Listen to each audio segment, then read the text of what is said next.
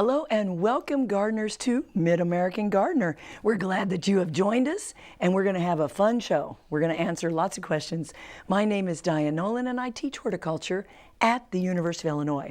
Now, this is going to be a fun show, and I'm going to let the panelists introduce themselves so we can find out what they want to talk about tonight. Give your expertise, too. Well, I'm Teresa Mears. I am a horticulture instructor at Parkland College, and my expertise is greenhouses, propagation, general horticulture knowledge, annuals, perennials, turf grass. So, okay. My name is John Bodensteiner. I'm a Vermilion County Master Gardener, and I guess I like it if it's green and it's growing. I like it. Okay. And Sandy Mason. I'm with University of Illinois Extension. I'm the State Master Gardener Coordinator. And we have a fun time tonight because we have a live and very attractive studio audience.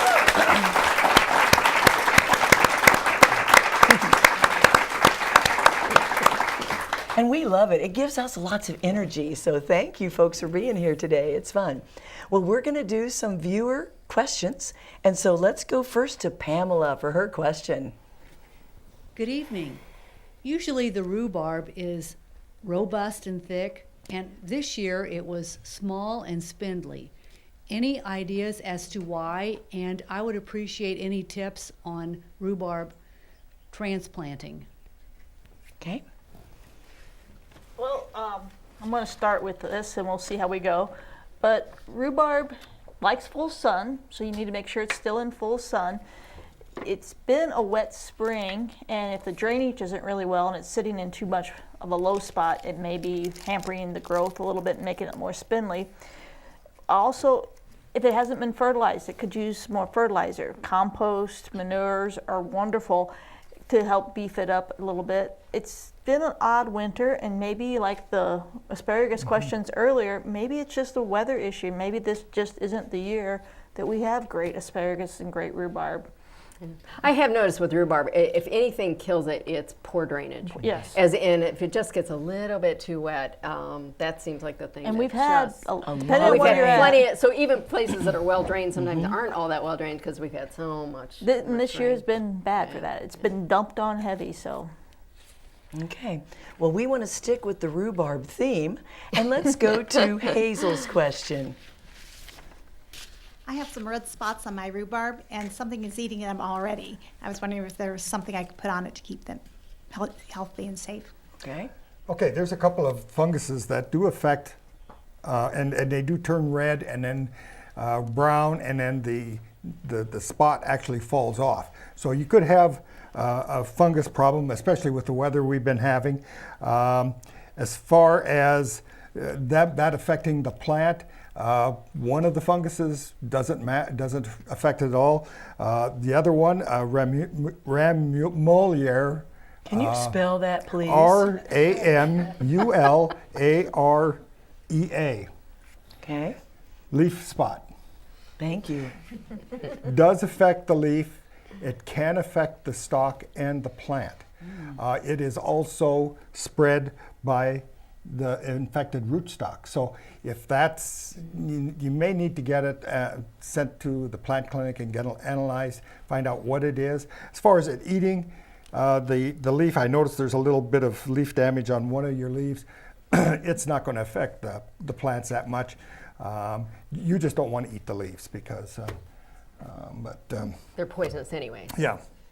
And Yeah. So it's not a good idea. It's- It's not a good and- habit. Oh, by the way. Oh, by the way. It, Don't eat and, the and that's leaves. why I was going to say, if something is eating it, they're probably not going to eat it very long. True. And one I of the never other heard of it things, that if it's showing decline, sometimes they say rhubarb needs to be divided every 7 to 10 years. And that I forgot to say with yours, it may just be time for it to be divided. Oh, let's And- talk about dividing. We need to do that, transplanting. And it's easy to do. You're probably going to leave some of the root where it was, because I've dug up, and my mother-in-law's up in North Dakota and brought some back, and we thought we had got it all. Came back the following year, it was back up just as good and healthy as it ever was. And they have cattle, so it's in a very composted, well-drained sandy soil. So we do it in the spring. A lot of perennials you can do in the fall. I just find it much easier, and if you have a real hard winter, you don't have to worry about it trying to make it through the winter without good roots. Usually try to get as much of the root ball as you can. Try to get the whole plant out if you can. If you don't, you probably can go back and get another start if it didn't take. Okay, thank you for those rhubarb questions. That was good.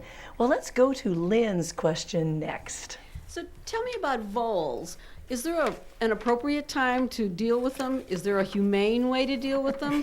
What can you tell me? Well, let's give this question to Sandy. Yeah, how come I get these kind of questions? Yeah, voles, look how cute he is. How could you not like that? No, I know.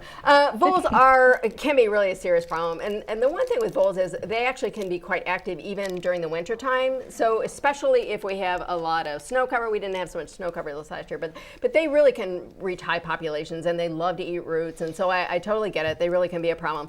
But one thing that I've noticed with them is that I know traditionally probably for a lot of us, for gardeners, we tend to, in the wintertime, we kind of leave everything there, so there's a lot of cover. Well, the more cover you have, the better it is for the voles. So you may just have to really, in order to bring down the populations, is just to realize over the winter time, you're really better off to clean everything off, as in no mulch, no stems of and I know traditionally we leave all that stuff, right, for the other wildlife, but that's the perfect area for voles to reach high populations. So clean everything out, because you know what?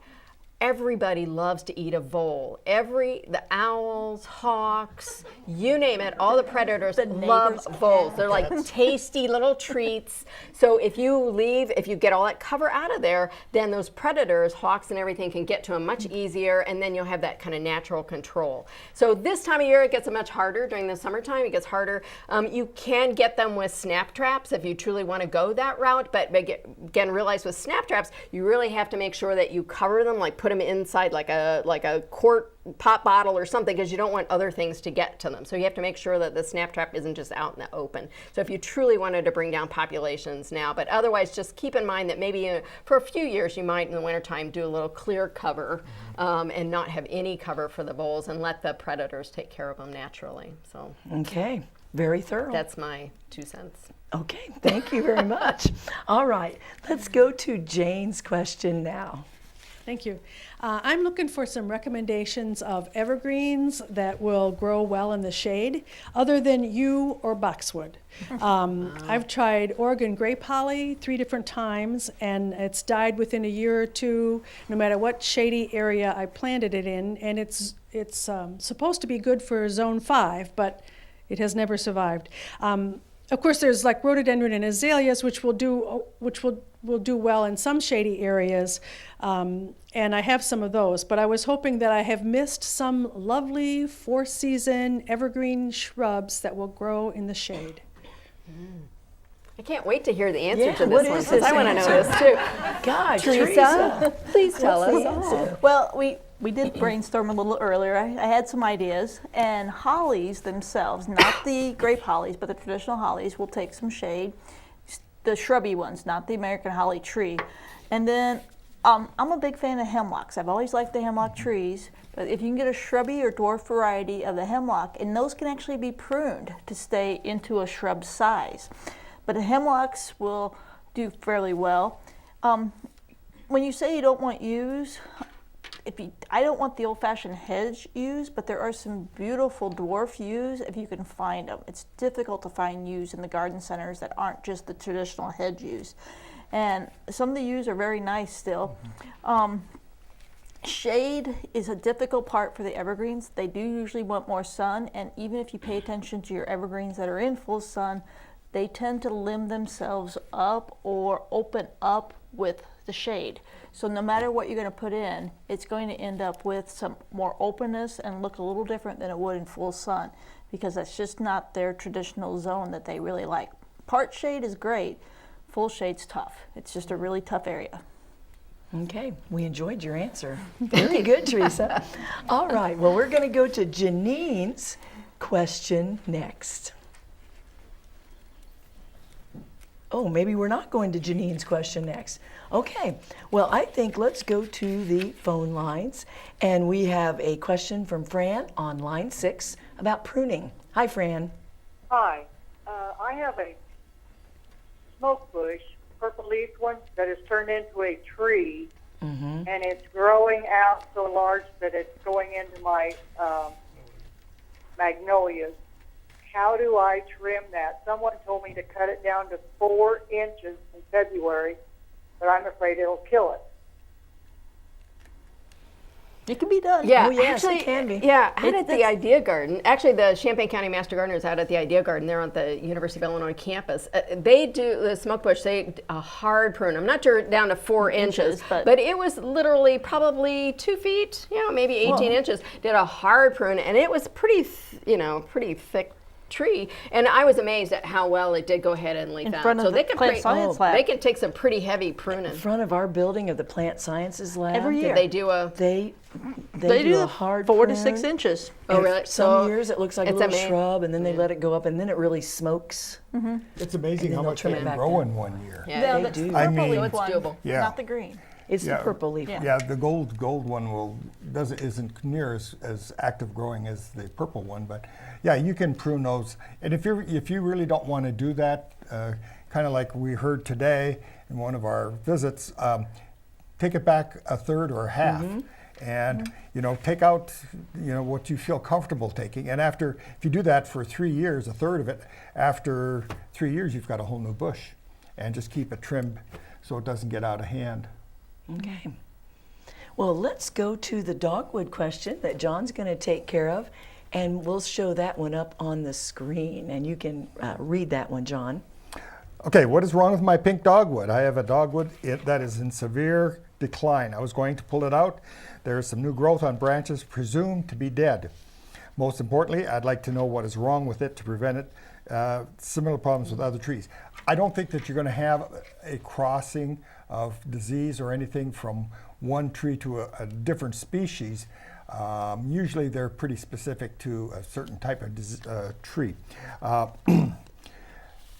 Dogwoods are kind of finicky, especially this one. It says it's in full sun, but it has no drainage problems. And I think they're in understorage, so it may be getting just a little bit too much sun.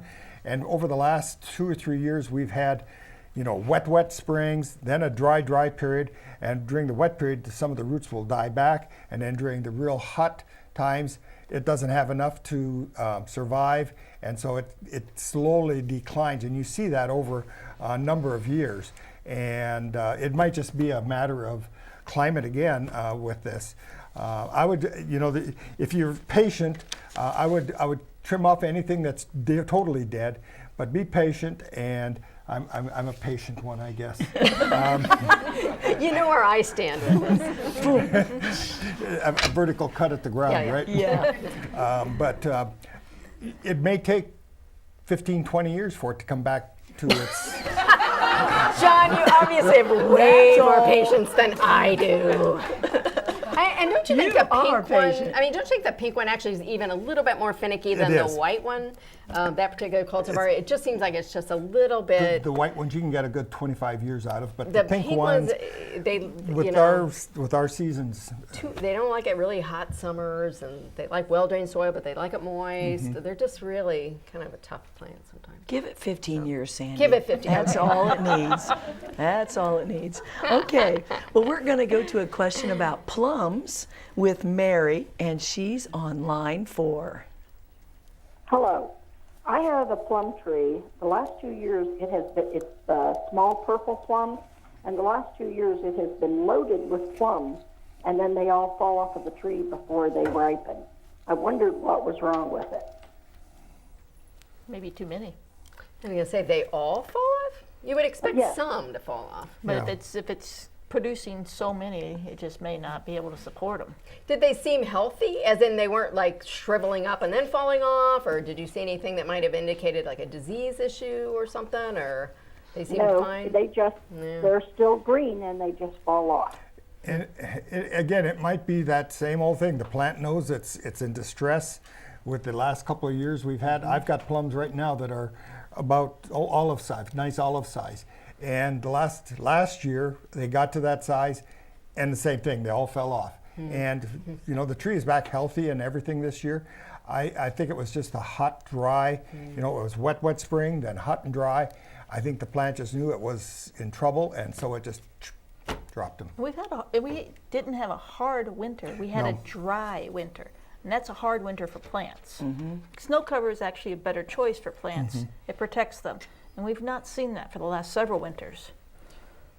So that could be the sad story about more And environmental. we've also had, you know, the pollinator problem. You know, Yes. those were apparently pollinated because I've had people say they had no fruit at all. Well, you know, we had that late frost. You know, we had a nice early spring, and then we had down to 15, 13 degrees, and some people ended up losing all their flower buds and no fruit. But if she has fruit, that's not the case. It's Right. more or less, I think, a climate. Okay, well, we're going to go to Nancy's question, and I hope that Sandy gets to answer this one on line 3, and it's about groundhogs. What's this question? Well, I know that Sandy is smarter than a groundhog because I had her for master gardening classes. Okay. They may be as long as you've been on the air, but almost as long. So, short burying chicken wire. Me and that dude has gone around and around. Any of you guys got any ideas on what to do about them? I live in the inner city, so that's crazy. Yeah. Other than fencing, I don't know that there's anything else. But it has to be like heavy duty. I don't know that I chicken live wire trap helps. mine. Okay, I'm not talking. I live trapped mine, and I moved it. And what you have to do is you have to get a piece of bread with Mexican or Madagascar vanilla on the bread. Otherwise, they won't go in the. Is that a fact? They're that finicky? They're mine was. It's just yours. Well, I But- had and- one move in under my garden shed, my pride and joy garden shed, while I was gone for a week, and it just moved in. And so I found that flooding with water really made them not like their new home. I mean, they came out because they have a hole, and then they Right. dig another hole, and it has never returned. So, but I don't know where hers, you know, it could be that floods. This was not plants, it was under my shed, and they have not returned. Of course, I blocked up both spots, but I think the river running through it just didn't really. Yeah. But so- otherwise, do you have any? Yeah. Other than fencing, I mean, if you have like a regular garden where you could actually fence it, that's probably. But I would use something a lot heavier duty than chicken wire. Oh, yeah. I would. Yeah. You need a really heavy duty fence for them Okay. to really keep them out. And Good and there's certainly job. some issues about. I will tell you about because I think there are some issues about actually live trapping groundhogs and moving them and stuff. So we want to make sure that we're all on the up and up on that. I up think and there are level. issues where you'd have to Okay. get a permit, I believe, for that, In but I town. don't know that. Yeah. Oh, yeah, in town. Okay, moving right along then. Let's go to a question about goji berry, and Jennifer has one for us on line 5. Hi, Jennifer. Hi. Yes, I have a goji berry, and I have noticed this spring I have sprouts coming up about 10 feet away. It is spreading like crazy. It does not bear fruit, but it does have a little purple flower on it. How can I encourage it to produce fruit? I've never grown those. Have you grown those? Yeah. Oh, John's grown everything. They're very insignificant fruits. They're only about a half-inch long, little red berries in the fall. It's pretty late before you really find them.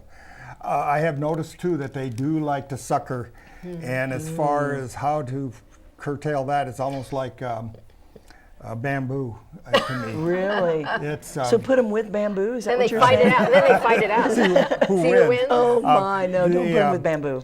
You know, the goji berries are supposed to be very, very high in antioxidants and very healthy for you.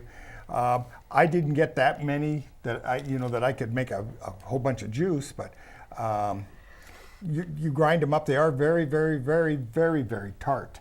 If you try to eat one, it's something that you would make a juice out of, that you wouldn't eat them as far as right off the. So did they have that suckering from being in cover where they had to go away from shade? It or may have been because it's Is near that- my wisteria bush. I was, I have an arbor, and the wisteria now you're is rubbing above. it in, Now, John. You're really. rubbing it in. You're flowering wisteria. Flowering. Interesting.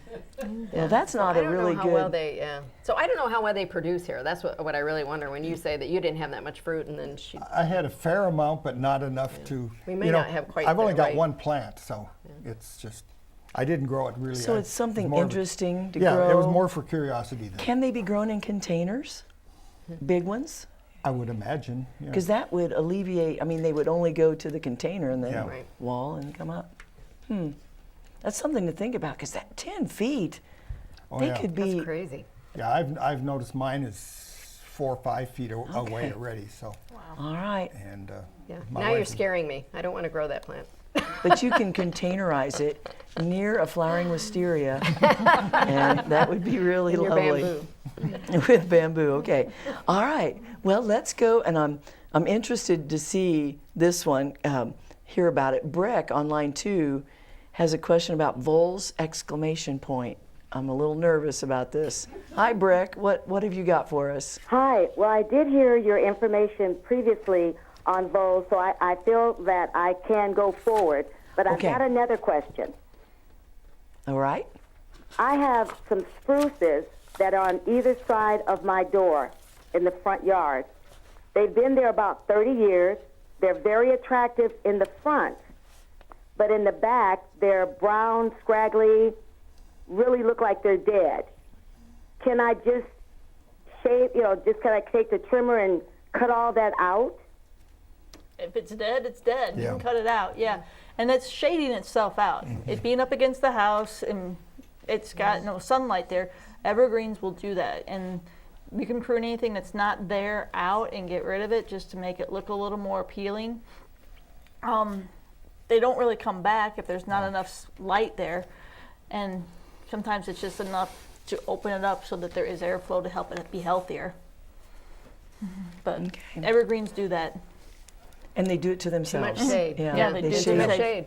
They If shade you look at themselves. trees in a forest, they're always much taller and more upright, reaching for the sun, or versus even trees leaning out. reaching for it. And so Okay. all plants are reaching for that sun. Okay, well, thank you for that question. And let's go to an apple tree question. Nina has a question for us on line 6. Hi there. Hello. Yes, what's your question? My question is, I have an apple tree, and every year it makes beautiful apples, but the skin gets covered with this black mold. All right, I'm assuming it's a mold. And I go ahead and pick them. I put them in soapy water with bleach and scrub them, and they're delicious apples. I mean, they're sweet and wonderful. It doesn't seem to affect the apple, but is there some way to stop this black mold? It sounds like sooty mold, which is really pretty common on apples, to be honest with you. And you've actually hit upon the one thing with them is that generally it's not, it doesn't go beyond the skin, so they don't look very pretty. You don't probably want to necessarily eat them. It does rub off. So you can clean them just what you're doing. It would actually take some fungicide sprays in order to take care of it, and you'd have to do it as preventative sprays. So you just kind of have to decide on, is that something you want to do to make sure that you don't have it. But again, it's one of those things that you can easily peel them and use them, and so all of that is just fine. So it's not going to hurt the flesh itself. And so you just kind of have to decide if that's something you want to do, is to go ahead. But it's very, very common. Problem with spraying is you have to repeat it. Right, throughout right, the whole season. and it has to be preventative. So you would just have to assume that you're going to go ahead and need to spray and spray and spray. So and spray. Okay. So they make it's one of those things. Sometimes you just sort of deal with it. You peel them, Yeah. move on. All right. Well, See, sometimes I'm nice. Yes, I don't you are. always, That's like- very good. I didn't tell her to cut it down or anything. So that's Well, since we have a tomato expert here, I want to get really quickly to the fertilizing tomato question with Tony on line 4. Hi, Tony. Hi. I want to know if your tomato plant has little tomatoes on it, can you fertilize it? I would use a very weak and low nitrogen type fertilizer if you think the plant needs it. If your plant looks healthy, I don't know why I would fertilize it, because if it's nice and green, if the plant looks healthy, there's really no need to fertilize. You're not going to produce bigger fruit at that time, or tastier fruit. I don't think I would. So good. I'm glad we got that tomato question. I'm surprised we haven't had more tomato questions, but it's that time of the year. So thank you, John. How many do you grow? I've cut back this year. To What, 25 or something? 100? Yeah, no, I've cut back to under 50. Okay. Wow, Under John. 50. I've cut back to 5. Sacrificing. Well, thank you so much, panelists and live studio audience. We're so glad that you're here. Thanks for watching. See you next time. Bye-bye.